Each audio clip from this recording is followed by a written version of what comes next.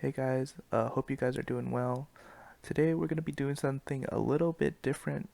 There's no gameplay, servers are not up yet, but before the beta ended, I thought I would make a small tier list and show how I thought everyone ranked up on the beta. Hope you guys enjoy.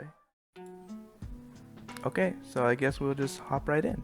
So the first one is Viper Ning. I guess you could say she's like the mascot of the game. In most of the game's posters, you'll see her, and her first ability is Blood Viper Sack, which pretty much you can put on any object or person. It poisons them. So basically, you can see from the thing when they're poisoned, they take damage continuously, and I believe they can't use their healing items. And if you put it on an object, when they pick it up, it looks like they'll be knocked back, which gives you a free combo. Yeah, but that's not the most exciting part about her. Her ultimate is what really stands out. It's Twilight Crimson. Basically what she does is she summons an eye above her, and it tethers to a person, and after just a few seconds they are stunned. You can do whatever you want to them during this time. Attacking them will not release them from the stun. Now, in game, this at the moment it seems pretty broken. You'll see 3 stacks running just Viper, only Viper, and yeah, I mean, there's nothing to say. She stuns them. It's pretty much a guaranteed kill.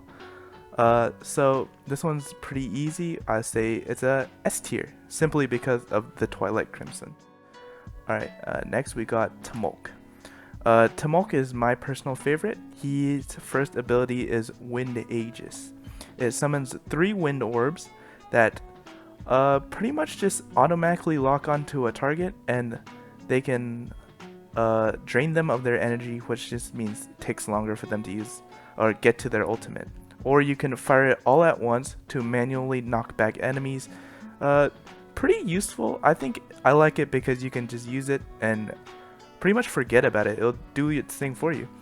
And his ultimate is Zephyr Prison. I'm not sure if I'm saying that right, but it does create a large dome, and the very edge, the radius, it slows, and it puts enemies in a state where they pretty much cannot attack, cannot do anything. But inside it, you can see that people can move around just fine. I think this one is fairly balanced because your teammates actually are affected by the same sand as your opponents, but you are not. And it also deflects any projectiles, so you can use it, heal up inside, engage enemies inside without any worry of being attacked from range.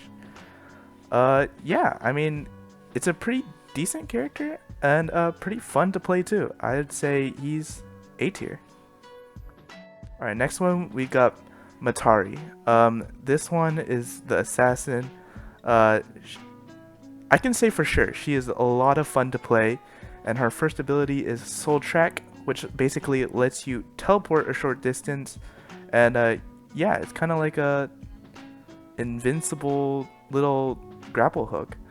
Don't see much play of it in combat, but I think it would be really interesting if you could like teleport behind somebody, maybe hit them once or twice, get into a combo. And her ultimate is Silent Ambush. Basically what she does is she will turn invisible or nearly invisible to players, you can see, but the thing is her sounds are not reduced. You can still hear her, and it is pretty obvious, I would say. I think out of all the characters, this one has the highest skill ceiling. Her ultimate probably requires you to use some brain cells.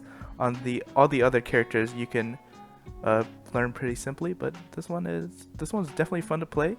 But simply because her abilities do not bring great utility to the team, she's probably best off just playing when you're in a solos match. So because of that and her high skill ceiling, B tier.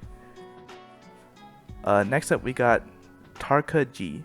Now this one, I see decent amount of people playing him. His first signature is Inner Fire, which shoots an orb. It pretty much damages people similarly to the poison, but also disables their sprint, so they can't run away, and they can't use their grapple either. So you basically trapping them and being able to finish them off if they're low.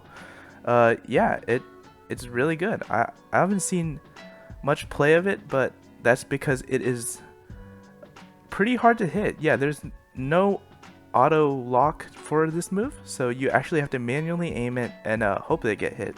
And his ultimate is Flaming Charge, which basically turns him into a ball of fire, which you can run faster, you can have more mobility, and you can knock people up when you run into them. Now, I think this ultimate has really good potential if you use it with your teammates. You throw them up, and while they're in a stun sort of state, you have your teammates go and finish them off, or you yourself can attempt to hit them. But it is not as good, I would say, as the other ones.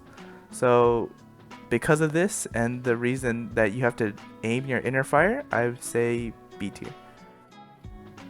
And then we have Karumi Tsushi Mikado? I'm not so sure how to pronounce that, but I'm going to be honest with you. I have seen this character maybe once. And that is simply because she's a healer.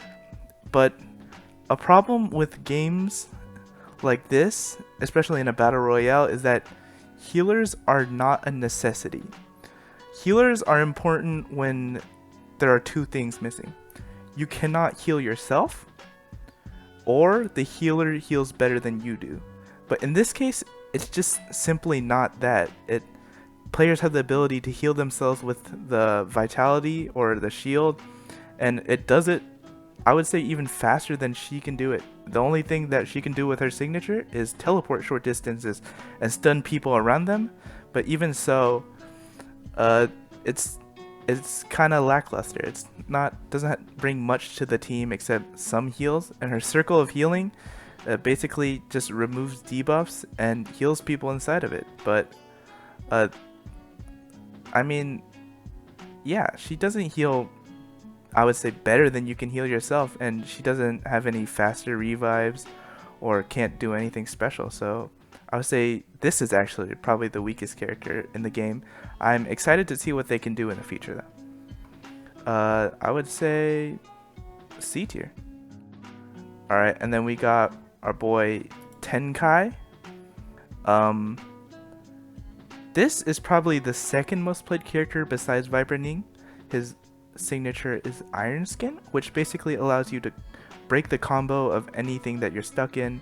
It stuns enemies if they're close, and yeah, it's a good tool for getting a breather, deciding what your next move is, or simply getting out of a bad situation.